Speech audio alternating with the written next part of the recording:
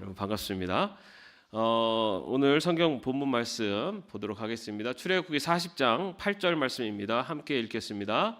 회막주위로 울타리를 만들고 거기에 휘장을 치고 동쪽 울타리에다 낸 정문에는 막을 드리워라. 네.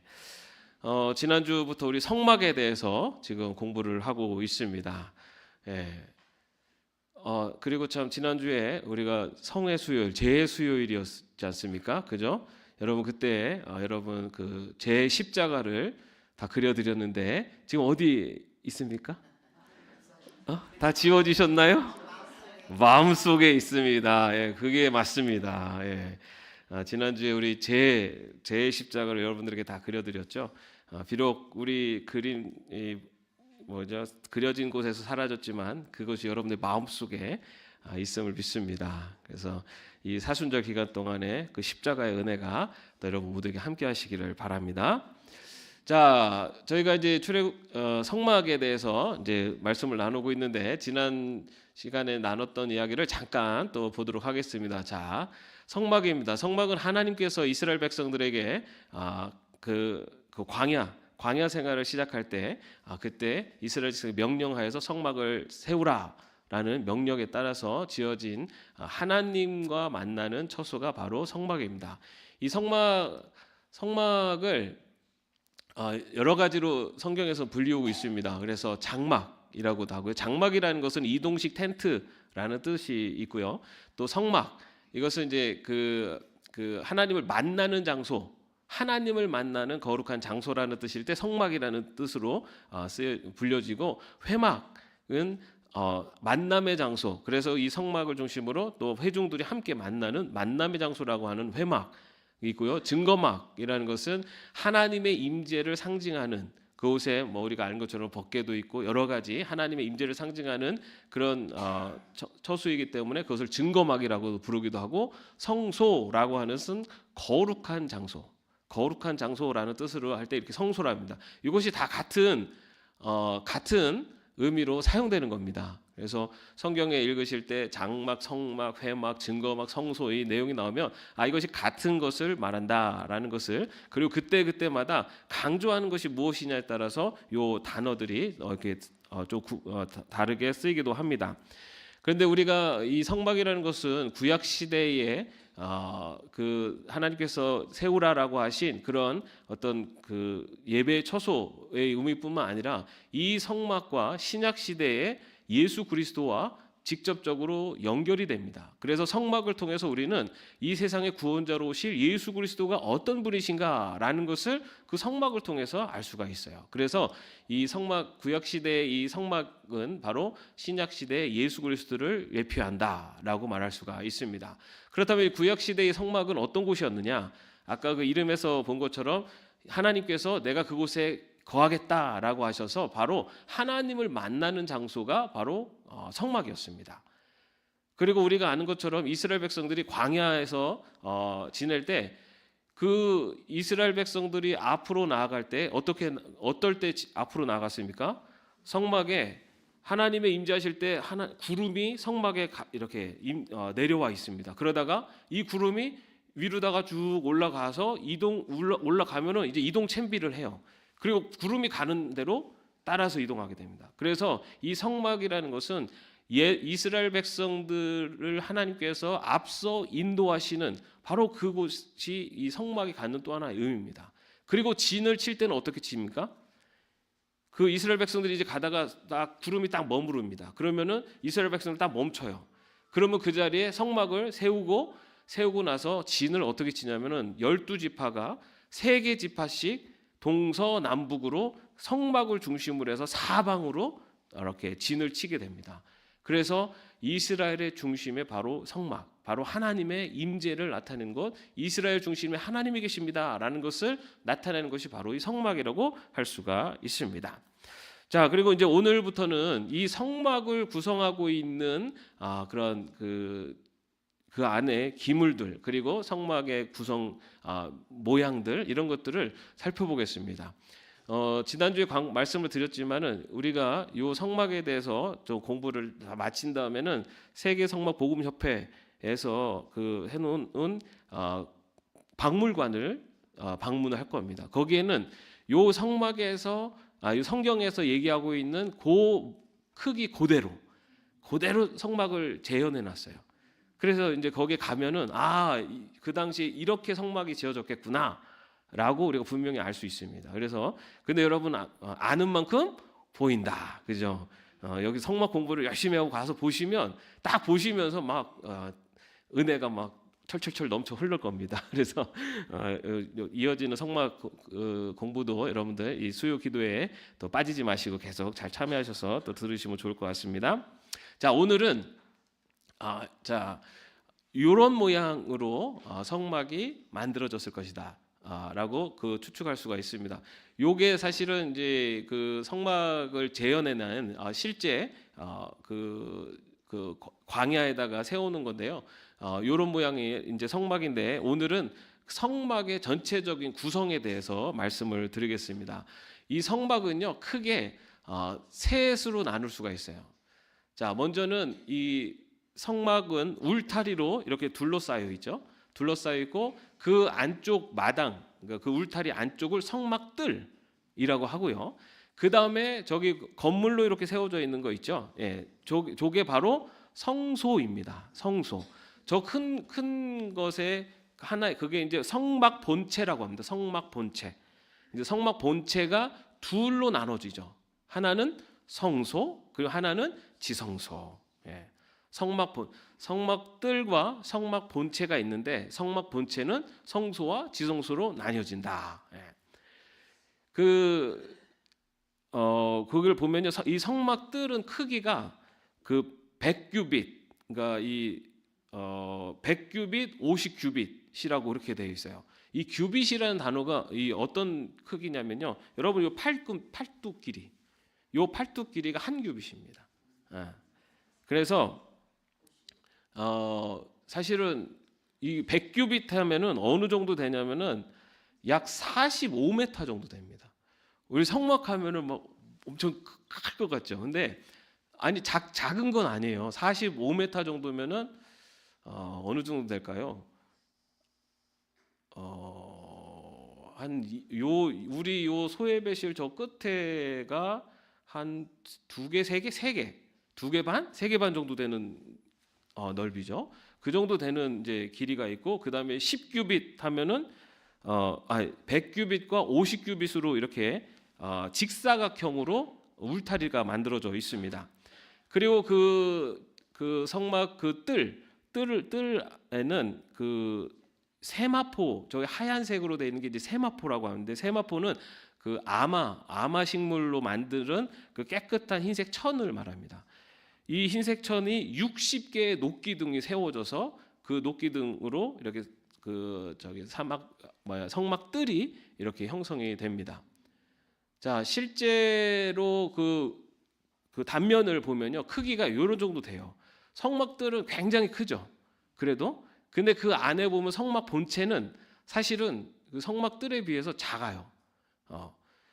그 지금 가로가 50규빗인데 성막 본체의 그 가로가 10규빗입니다. 그러니까 5분의 1 정도 돼요. 그래서 이 굉장히 이렇게 큰 그런 이 뜰은 이게 뭐죠? 울타리 그 넓이, 성막뜰에 비해서 성막 본체가 크진 않아요. 왜 크지 않을까요? 네? 이 위대하신 하나님께서 큼직하게 지시려면, 그죠? 지금 말씀드린 성막은 이동하는 겁니다. 이것은 계속 이동을 해야 돼요. 그렇기 때문에 이동하기 때문에 너무 크게 지으면 이동을 할 수가 없잖아요, 그죠? 그래서 이동할 수 있는 규모 정도 될 수 있도록 그렇게 성막이 제작이 되는데요.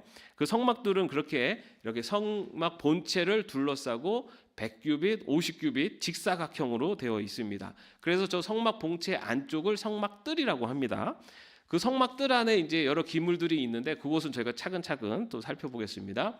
자, 요게 이제 성막뜰을 둘러싸고 있는 울타리입니다. 세마포 흰색 천에 60개의 녹기둥으로 이렇게 둘러쳐져 있습니다. 자, 그러면 여기 성막 본체입니다. 성막 본체 안에는요, 이 성막 본체 전체 크기는 이 30규빗, 10규빗으로 되어 있어요. 그러니까 한 13m 정도 하고 4.5m, 5m, 뭐 14m 이 정도 된다고 생각하시면 돼요. 근데 그 안에 이 그 뼈대가 있죠. 뼈대는 이 그 널판이 있는데 요 저기 널판 하나 널판이 48개의 널판으로 이렇게 구성되어 있습니다. 그래서 48개가 이 동시에는 다 분리가 되는 거예요. 그래서 다시 세울 때는 다시 다 합쳐서 그 요 큰 이 구조물을 만들게 됩니다. 여기 이 널판은요 아카시아 나무로 만들어졌고 황금으로다가 도금이 돼 있는 그렇게 돼 있는 그 널판으로 돼 있고요. 그리고 이제 그 위를 이제 덮개가 덮는데 이렇게 그 위를 4번의 덮개가 이 성막 본체를 덮습니다. 그래서 이 성막을 덮는데 첫 번째 그 가장 성소, 그러니까 가장 그 안쪽에 덮이는 그 이 천이 바로 우리가 성경책 읽다 보면 계속 반복되는 청색, 자색, 홍색, 실 이거 있죠? 예. 청색, 자색, 홍색 실과 가는 배실로 짠 천입니다. 저것이 가장 안쪽에 이렇게 그 짜이게 놓이게 그 성막을 본체를 덮게 됩니다. 여기에는 요 색깔이 또 가지고 있는 의미가 있어요. 청색, 하늘색은요 하늘을 뜻해요. 그래서 신성을 말하고 그 다음에 이제 자색, 보라색은 요거는 이제 당시 왕권을 의미합니다.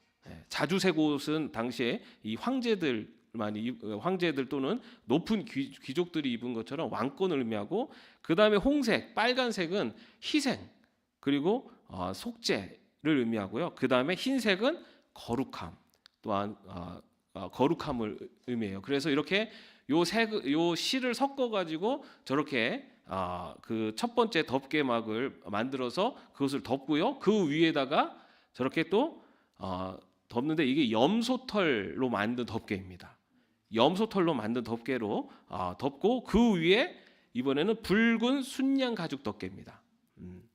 그래서 안에 있는 두 덮개는 이제 성막 본체의 내부를 이제 이렇게 감싼다면은 그 이 붉은 순양 가죽부터는 이렇게 외부를 그 밑에 보면 이렇게 그 천을 쭉 당겨 가지고 바닥에다가 고정시켰잖아요.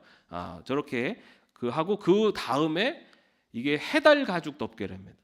해달 그러니까 물소나 이런 물소 같은 그런 그 가죽. 그래서 그 질기고 외부에 이 부식 이런 거에 노출돼도 그거를 잘 견딜 수 있도록 이렇게 4겹의 덮개가 성막 본체를 덮습니다.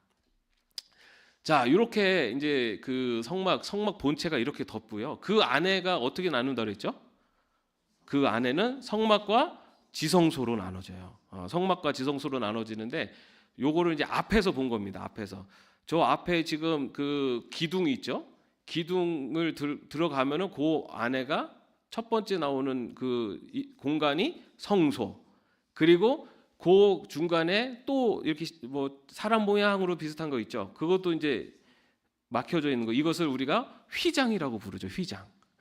휘장. 그 다음을 지성소라고 합니다. 자, 이렇게 성막 내부는 이렇게 구성이 돼 있어요. 이렇게 돼 있는데 지금 이렇게 우리가 이제 성막 뜰이 있고 그 성막 뜰은 바로 울타리, 세마포와 60개의 녹기둥으로 구성된 울타리로 둘러싸 있고 그 안에 성막 본체가 있는데 성막 본체의 그 기둥, 그 골격은 황금으로 도금한 아카시아 널판 48개로 구성되어 있고 그 48개 위에 4개의 천이 덮고 있습니다. 그리고 그 성막 본체 안에는 성소와 지성소로 나눠져 있어요. 자, 그런데 이게 이제 우리 그 전체 구조입니다. 이렇게 좀 볼 수가 있는데, 근데 특이한 점이 하나 있어요. 여러분 어디를 가더라도 이 성막을 세울 때 성막의 문은 어느 쪽을 향해야 되냐면요, 동쪽을 향해야만 합니다. 어디를 가더라도 동쪽을 향하도록 돼 있어요. 그리고 이 지금 저 앞에 보이는 이 성막문은 아까 말씀드린 청색, 자색, 홍색 실과 가는 배실로 짜서 저렇게 화려한 색깔로 되어 있어요. 그 주변에는 다 그 흰색 천으로 되어 있지만 거기는 이렇게 화려한 천으로 되어 있고 동쪽으로만 짓도록 되어 있어요. 그 문을 열리도록.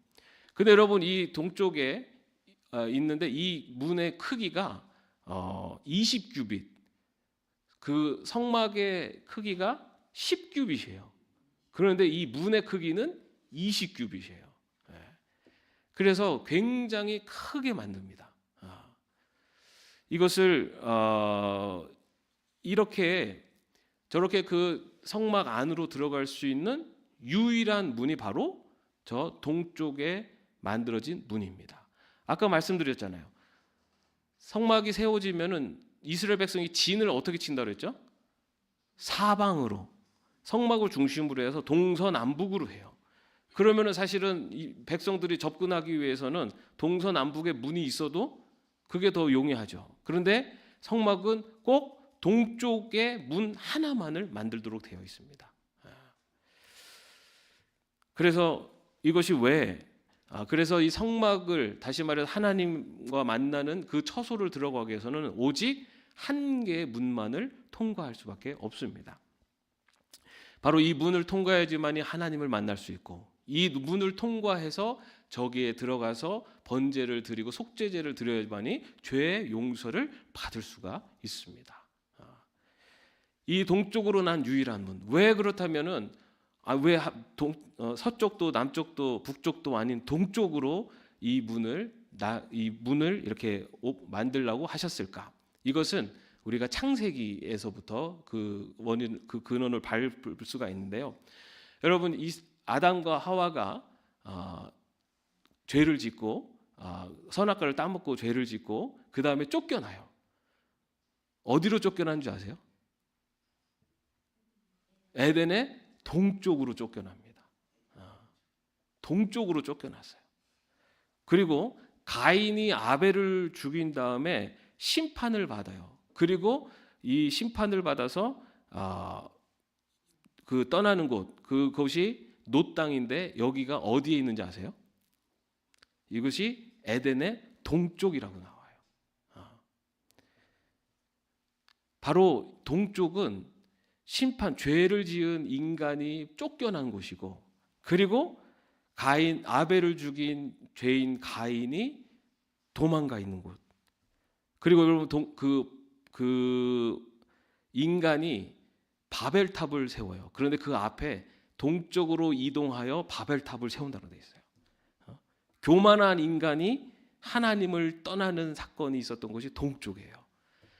그러면은 왜 문을 동쪽으로 해놨을까요? 그렇죠, 그거예요. 죄를 지은 인간들이 다시 돌아올 수 있도록, 그리고 교만한 인간들이 다시 돌아올 수 있도록, 심판을 받은 인간들이 다시 돌아올 수 있도록 동쪽을 향해서 문이 만들어진 겁니다. 죄인들의 입장에서 볼 때는 그 문은 서쪽에 있겠죠, 그죠? 바로 이렇게 성막의 문이 동쪽을 향해 있고, 오직 동쪽에 있는 문만을 통해서 하나님을 만날 수 있고 죄의 용서를 받을 수 있다는 거예요. 바로 이 성막의 문이 누구일까요? 예수 그리스도예요. 이 성막이 바로 예수 그리스도를 예표한다고 말씀드렸잖아요. 바로 죄 지은 인간이 하나님을 만나고 죄의 용서를 받고 하나님을 만날 수 있는 그 문. 교만한 인간이, 심판받은 인간이 다시 돌아와서 하나님께 돌아올 수 있는 유일한 문, 그것이 바로 예수 그리스도이십니다. 우리 요한복음 14장 6절 말씀 한번 같이 읽겠습니다. 예수께서 그에게 말씀하셨다. 나는 길이요 생명이다. 나를 거치지 않고서는 아무도 아버지께로 갈 사람이 없다. 오직 성막의 동쪽으로 난 문을 통해서 하나님을 만날 수 있고 죄의 용서를 받을 수 있다는 겁니다. 그런데 그 문은 9m나 돼요. 누구든지 그 길로 들어오면 누구든지 그곳으로 그 문을 통과할 수 있게 된다는 겁니다.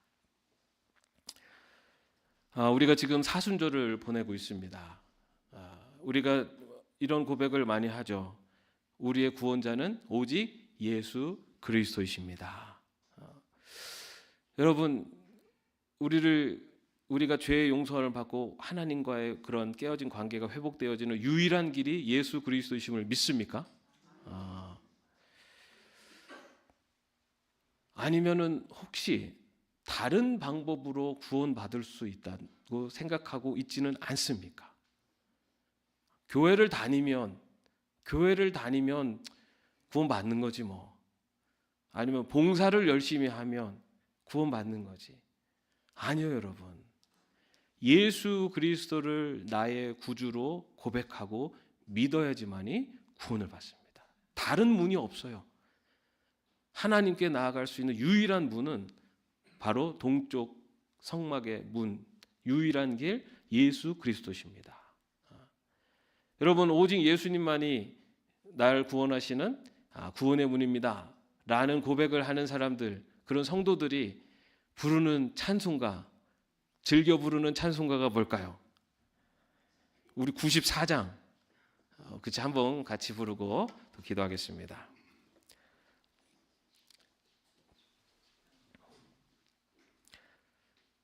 자, 내 인생 속에 나를 구원하신 주님, 나를 구원하실 분은 예수밖에 없습니다. 예수님만이 나의 가장